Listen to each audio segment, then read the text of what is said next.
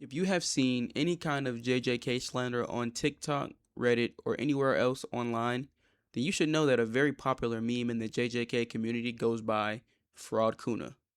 I want to see if there's any truth to that claim, or are his feats being ignored due to the fact that their favorite character Gojo lost? Today we are tackling one of the biggest debates in Jujutsu Kaisen history. Is Sukuna really the king of frauds? Yo, I'm Skies. Thanks for tuning in. If you do enjoy this video you are about to witness, it would mean a lot if you were to like and subscribe. And if you feel like it, leave a comment. It'll be cool to hear your opinions and what you guys think on this topic as well. Once again, thanks for clicking this video, and I hope you enjoy. Ever since Sukuna defeated Gojo, one accusation with a lot of decent points has followed him everywhere. I'm a fraud. Now, me personally, I don't believe Sukuna is a fraud, but the way the fight ended makes the win feel less clean than other people and myself expected it to be. My biggest critique is the fact that it doesn't feel like the strongest wins moment to me. It was an off-screen attack, unfortunately, and I wasn't rocking with that, honestly. I wanted to see that panel drawn so bad, but no. We got Gojo waking up like he late for school and his mom already told him to get up twice. Things normally said when it comes to the fraud allegations. That he needed Megumi's technique to beat Gojo, his trash talk aged horribly, it stopped feeling like Sukuna's own fight, he won because Mahoraga showed him the answer, and that he wasn't the strongest by himself. Some fans define strongest as who wins with only their own power. Since Sukuna used Megumi's body, the 10 Shadows technique, and Mahoraga, they argue he wasn't truly the strongest individual. It's very likely people wanted to see Shrine vs Limitless, not a fight centered around Mahoraga solving Infinity. A big part of Sukuna being called a fraud is deeply wrapped in his personality rather than his power. Fans don't usually call Sukuna a fraud only because he won. They call him a fraud because he spent half the fight calling Gojo ordinary, then gets put to sleep by a Black Flash, was forced to rely on Mahoraga's adaptation, and he nearly died multiple times. Their main point is that if you're going to disrespect someone that much, you should dominate them, not just barely survive. But key points that are being forgotten is what Sukuna's goal was. Kill Gojo while still being able to fight the rest of the sorcerers. I mean, he's being called a fraud for struggling against the best of the best in the Jujutsu world. Gojo, Kashimo, Yuji, Yuta, Maki, honorable mentions being Higuruma, Miguel, and LaRue. AKA the strongest modern sorcerer, multiple special grades, a heavenly restriction user, and a protagonist who is literally perfectly equipped to fight him. I mean, come on. Even just sending out Maki would be overkill for a lot of people. Instead of focusing on moments where Sukuna gets hit, let's think about how many top tier characters it took to finally bring this man down. Now, don't get me wrong, Sukuna does look down on other sorcerers, acting like he is above everyone else, but because of that attitude, every time he gets hit, outplayed, surprised, or put in some kind of corner, he gets clowned twice as hard due to the verbiage he uses, showing the higher your ego, the more embarrassing your falls become. The reason Sukuna's trash talk feels different from someone like Jogo or Naoya is that he usually follows through with them. When Sukuna tells someone, "I'm going to kill you," most of the time he actually does kill them. If we're judging Sukuna by every arrogant statement he made, then we'd have to call half the cast frauds. Characters constantly overestimate themselves, they mock opponents, and they claim victory without even being close to winning. Sukuna just does that a lot more than most. So while his arrogance creates fraud memes, it's hard to say he never backs up his words. I also don't believe that using 10 Shadows automatically makes Sukuna a fraud in the situation that he was in, plotting on using the 10 Shadows and Mahoraga to defeat the only sorcerer he couldn't defeat by punch and kick means. Another question that generates from that thought is, does the use of Mahoraga invalidate the win?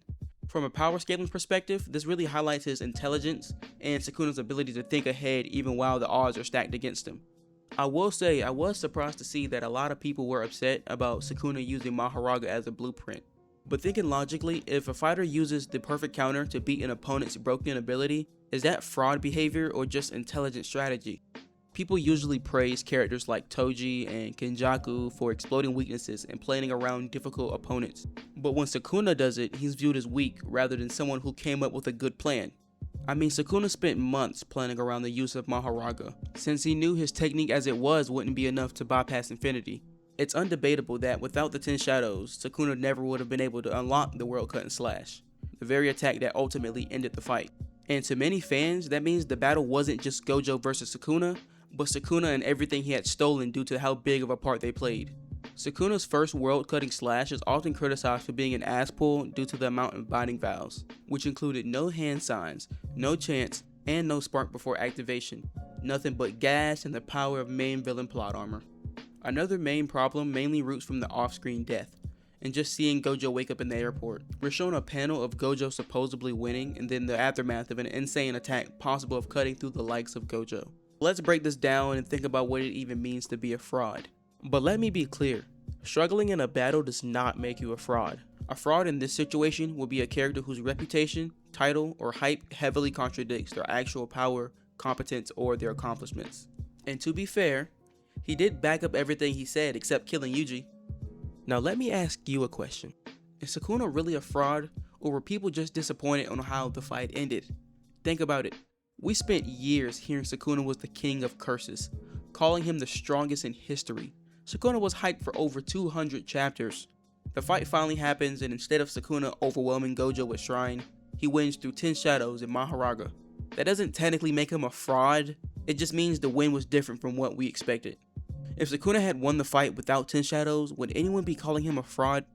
If the answer is no, then the root of the criticism isn't really about strength, it's about how he won.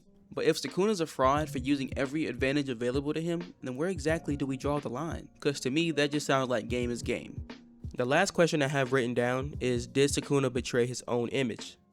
Sukuna is always described as someone overwhelmingly powerful and completely untouchable.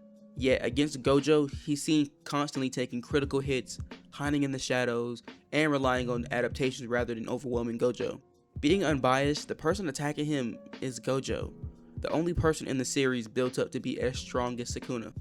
While Sukuna did take major hits and relied on Mahoraga's adaptation, that says much about Gojo's strength as it does about Sukuna's strategy.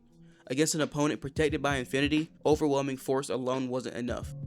Instead of Sukuna's methods being proof that he's a fraud, maybe Sukuna's use of the shadows and adaptation can be seen as him using every tool available to be able to defeat the only sorcerer capable of defeating him. Who knows? Maybe the real debate isn't even whether Sukuna is a fraud, but whether the strongest should prove it on our terms. And who knows? Maybe Sukuna was given his label because the fans didn't agree with Gojo being pump fake to win. While these moments gave fans plenty of ammunition for the fraud allegations, they don't necessarily prove Sukuna was a fraud. What they do show is that against the strongest opponent in the series, brute force alone just isn't enough. And whether you see that as a weakness or intelligence, ultimately depends on what you think the title of the strongest should mean. But hey, that's just my take. Whether you agree or not is up to you.